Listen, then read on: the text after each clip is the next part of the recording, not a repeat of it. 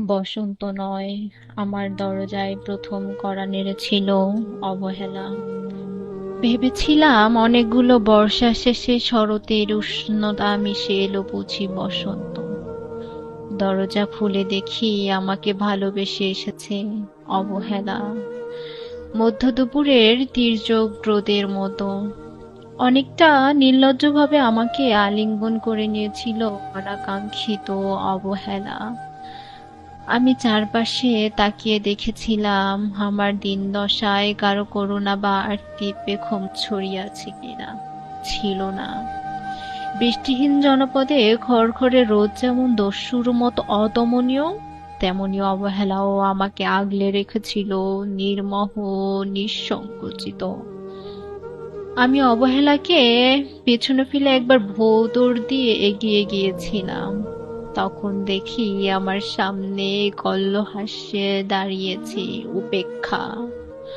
উপেক্ষার সঙ্গেও একবার কানামাছি খেলে এগিয়ে গিয়েছিলাম তোমাদের কোলাহল মুখর আনন্দ সভায়। কি মিলেছিল? ঠোঁট উল্টানো ভৎসনা আর অভিশপ্ত অনুরার মতো এক তাল অবজ্ঞা। তাও সয়ে গেছিলাম একটা সময়। ধরেই নিয়েছিলাম আমার কোনো কালেই হবে না রাবেন্দ্রিক প্রেম। তোমাদের জয়গানে করতালিতে নতজানু থেকেছিল আমার চাপা আক্ষেপ লজ্জা। বুঝে গিয়েছিলাম জীবনানন্দময় স্বপ্ন আমাকে ছোবে না। জয়নুলের রং নিয়ে কল্পনার বেসাতি, হারানো দিনের গানের ঐন্দ্রালিক তন্ময়তা, বা ফুল পাখি নদীর কাব্যলাপে কারা মশগুল হলো, এ নিয়ে কৌতূহল দেখাবার দুঃসাহস আমি কখনোই দেখাইনি।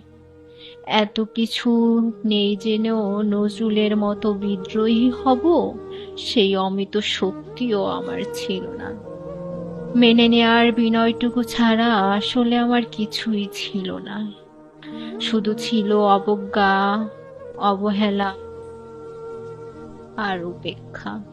হ্যাঁ, একবার তুমি বা তোমরা যেন দয়া করে বাঁকা চোখে তাকিয়েছিলে আমার দিকে।